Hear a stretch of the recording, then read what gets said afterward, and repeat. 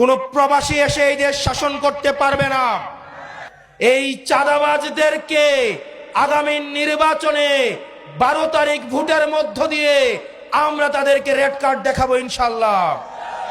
যারা পঙ্গু হয়েছে, যারা আহত হয়েছে, তাদের উপরে দাঁড়িয়ে মাননীয় ইলেকশন কমিশন আপনাদেরকে, ডাকাতদের এবং চোরদেরকে সেফ এক্সিট দিয়ে সংসদে পাঠাতে আপনাদেরকে এই ইলেকশন কমিশনে বসানো হয় নাই। আর এইবার দেখলাম একটা দলের 45 জন চোরকে আবার সংসদে ঢুকাচ্ছে। সংসদে যাওয়ার আগেই তারা ডাকাত হয়ে যাচ্ছে। কোন চাঁদাবাজ, কোন টেন্ডারবাজের হাতে ভোট কেন্দ্রগুলো ছেড়ে দেওয়া যাবে না। আমার মায়েরা যারা আছেন, সকালবেলায় আপনারা ভোট কেন্দ্রে চলে যাবেন। আপনাদেরকে যারা ভয় দেখাতে আসে তারা মূলত ভয় পেয়ে গেছে, এই কারণেই আপনাদেরকে ভয় দেখাতে আসে। আমরা আমাদের মায়েদেরকে নিয়ে এই ভোট কেন্দ্রগুলোকে পাহারা দিব। শোনো হে প্রশাসন, 2024 সাল থেকে যদি আপনারা শিক্ষা না নেন, আপনারা যদি আবার আগের ছকের নির্বাচনের দিকে ফিরে যান, আপনারা যদি আবার গুলশানের দিকে লাইন দেন, এই তরুণ প্রজন্ম আপনাদেরকে ক্ষমা করবে না। এই তরুণ প্রজন্ম যারা জুলাই এসে রক্ত দিয়েছিল, এই শাহী খুনি হাসিনাও বলতে বাধ্য হয়েছিল ওদের একটাকে মারলে একটাই যায়, বাকিগুলো রাস্তা থেকে যায় না। আমরা আবরার ফাহাদের উত্তরসূরি, আমরা আলিফের উত্তরসূরি, আমরা হাদি ভাইয়ের উত্তরসূরি।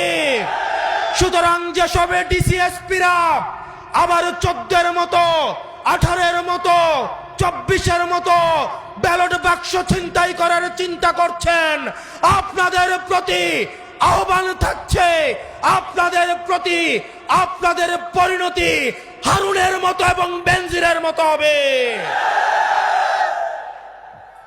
প্রিয় প্রশাসন, আপনারা রাষ্ট্রের অঙ্গ, আপনাদের ছাড়া রাষ্ট্র কোনোভাবেই প্রপারলি ফাংশন করতে পারবে না। আমাদের এই রাষ্ট্রকে যথাযথ চালাতে হলে আমাদের পুলিশ, মিলিটারি, আমাদের সিভিল অ্যাডমিনিস্ট্রেশন, আমাদের বিচার ব্যবস্থা সবকিছুই যথাযথভাবে আমাদের প্রয়োজন। আপনাদের কাছে অনুরোধ থাকবে, আপনারা কোনো দলের গোলাম নন। আওয়ামী লীগ আপনাদেরকে গোলাম বানাইতে চাইছে, আজকে তাদের পরিণতি এবং ঠিকানা হয়েছে দিল্লিতে। আপনারা আপনাদের সহকর্মীদের থেকে শিক্ষা লাভ করেন। আমরা চাই প্রশাসন এবং পুলিশ হবে বাংলাদেশপন্থী। আপনাদের বিএনপিও হওয়ার দরকার নাই, আপনাদের 10 দলীয় ঐক্য জোটেরও কোনো সহায়তা করার দরকার নাই। আপনারা বাংলাদেশটাকে সহায়তা করেন, আপনারা জনগণকে সহায়তা করেন। আমরা জনগণ ঢাল হয়ে জুলাইয়ে যেভাবে থানাগুলোকে পাহারা দিয়েছি, ইউনিয়ন অফিস পাহারা দিয়েছি, এই জনগণ আপনাদেরকে প্রোটেকশন দিবে।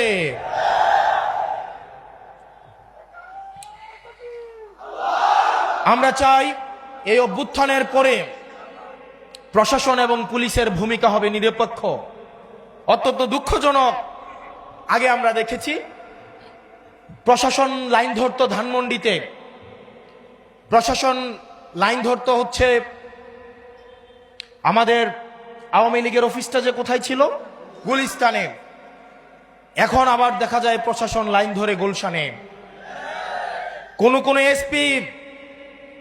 কোন এসপি বলে দিয়ে আসে তারা নাকি তারেক জিয়াকে তার জেলার 5টা আসন, 6টা আসন, 11টা আসন উপহার দিবে। আমরা ভেবেছিলাম বাংলাদেশে এই সংস্কৃতির পরিবর্তন ঘটবে। অত্যন্ত পরিতাপের বিষয়, আমরা দেখলাম গত পরশুদিন 10 দলীয় ঐক্যবদ্ধ জোটের আমাদের এক প্রার্থী, এক নারী বোন যখন ভোটের জন্য বাড়ি বাড়ি যাচ্ছিলেন, তখন একটা দলের একজন কর্মী এই গর্ভবতী মায়েকে পেটে লাথি দেয়। যারা এই সুবর্ণচরে গৃহবধূকে গণধর্ষণ করে ধানের শীষে ভোট দেওয়ার জন্য, আবার আজকে ইতিহাসের কি করুণ পরিণতি। ক্ষমতা না যাইতেই আজকে এক সন্তান সম্ভব মায়েকে পেটের মধ্যে লাথি দিয়ে অসুস্থ করে ফেলে। প্রিয় বাউফলবাসী, আমরা দেখতে পাচ্ছি বিভিন্নভাবে রাজনৈতিক হুমকি ধামকি দেওয়া হচ্ছে, কেন্দ্র দখলের প্রস্তুতি নেওয়া হচ্ছে। অনেকেই বলছে নির্বাচনটা যাক, নির্বাচন গেলে নাকি আমাদের অবস্থা দেখে নিবে। অনেকেই বলে বাড়ি থেকে প্রয়োজনে ব্যালট ছাপায়া নিয়ে নাকি ভোট দিবে। এই তরুণ প্রজন্ম কি বসে থাকবে? এই তরুণ প্রজন্ম কি বসে থাকবে? এই তরুণ প্রজন্ম হাসিনাকে ডরায় নাই। এই তরুণ প্রজন্ম হাসিনার এই যে কামাল পেট্রোলকে 2 টাকার দাম দেয় নাই।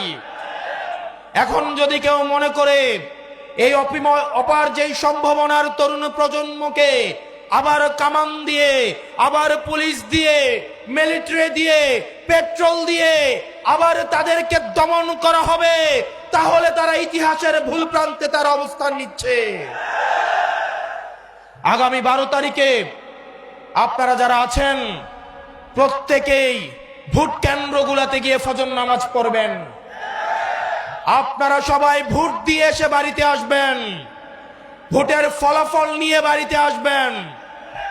কোন চাঁদাবাজ, কোন টেন্ডারবাজের হাতে ভোট কেন্দ্রগুলো ছেড়ে দেওয়া যাবে না। আমার মায়েরা যারা আছেন সকাল বেলায় আপনারা ভোট কেন্দ্রে চলে যাবেন। আপনাদেরকে যারা ভয় দেখাতে আসে তারা মূলত ভয় পেয়ে গেছে, এই কারণেই আপনাদেরকে ভয় দেখাতে আসে। আমরা আমাদের মায়েদেরকে নিয়ে এই ভোট কেন্দ্রগুলোকে পাহারা দিব। আমাদের ভোট এবার আমরা অবশ্যই দিব।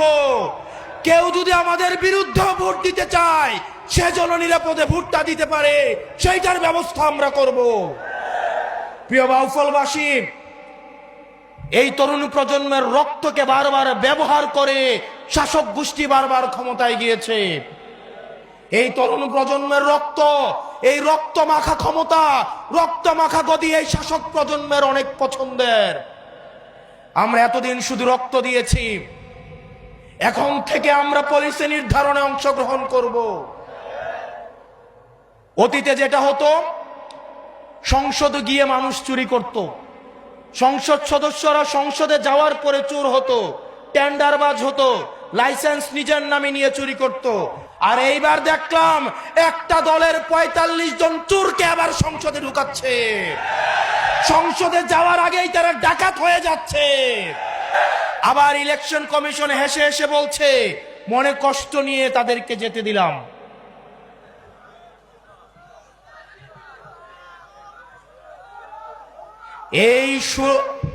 আমাদের এই জুলাই অভ্যুত্থানের শহীদের রক্তের উপরে দাঁড়িয়ে যারা পঙ্গু হয়েছে, যারা আহত হয়েছে, তাদের উপরে দাঁড়িয়ে মাননীয় ইলেকশন কমিশন আপনাদেরকে, ডাকাতদের এবং চোরদেরকে সেফ এক্সিট দিয়ে সংসদে পাঠাতে আপনাদেরকে এই ইলেকশন কমিশনে বসানো হয় নাই।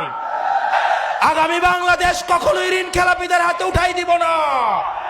আগামী বাংলাদেশ ব্যাংক ডাকাতদের হাতে তুলে দিব না।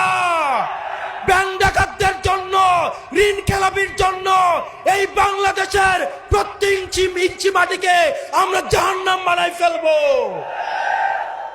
এই ঋণ খেলাপিরা ব্যাংকের থেকে ঋণ নিয়ে বিদেশে পাচার করে তাদের পরিবারের জন্য বিদেশে সেফ হেভেন এবং বেগম পাড়া বানায়।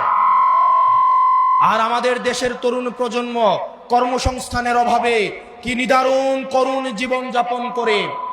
আর এদের সন্তানরা বিদেশে থেকে মাদকের জীবন, বিদেশে থেকে বেলাল্লাপনার জীবন যাপন করে। আমরা স্পষ্ট ভাষায় বলছি, ঋণ খেলাপি এবং ব্যাংক ডাকাত তাদেরকে আমরা সংসদে যাইতে দিব না। কিছুদিন আগে দেখলাম বন্দর একটা বিদেশি কোম্পানিকে দেওয়ায় অনেক দল রাস্তায় এসে আন্দোলন করলো যে বন্দর নাকি বিদেশিদের হাতে তুলে দিবে না। অথচ আমরা দেখলাম 138 বছরের সব শ্রেষ্ঠ 138 বছরের মধ্যে সবচেয়ে বেশি বন্দরে এই বছর ইনকাম হয়েছে। আপনারা বন্দর বিদেশিদের হাতে তুলে দিবেন না, কিন্তু প্রবাসীদেরকে এনে আপনারা সংসদে ঢুকাবেন, এই মুনাফিকে আপনারা নিয়ে কিভাবে ঘুমান? এই প্রবাসীরা এখন সুযোগ আসছে, বাংলাদেশে আসছে। আবার যদি দেখে নির্বাচন উত্তর দক্ষিণ, তাদের যে পাসপোর্ট আছে সেটা নিয়ে আবার বিদেশে পালাবে। এই দেশের ভূমিপুত্ররাই এই দেশ শাসন করবে, কোন প্রবাসী এসে এই দেশ শাসন করতে পারবে না। যে বাংলাদেশের রক্তের সাথে, বাংলাদেশের মাটির সাথে, পানির সাথে, জনগণের সাথে যার কোনো সম্পর্ক নাই, বাংলাদেশের জনগণের নীতি নির্ধারণীতে এই প্রবাসীদেরকে, এই বিদেশিদেরকে তাদেরকে কোনো জায়গা দেওয়া হবে না।